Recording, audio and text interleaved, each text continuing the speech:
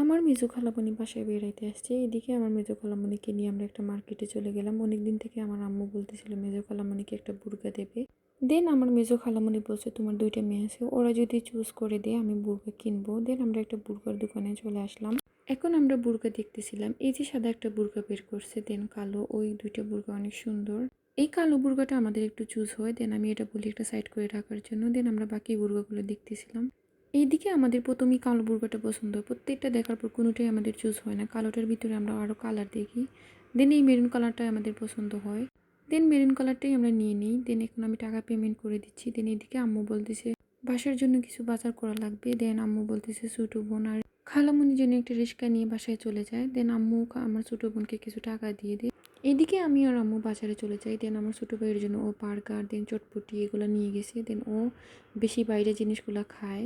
মাছ মাংস দিয়ে যদি কোনো তরকারি রান্না করি সেই তরকারিটাও খায় না। এর জন্য বাইরে গেলেই ওর জন্য বিরিয়ানি, দেন বার্গার এগুলো নিয়ে আসা হয়।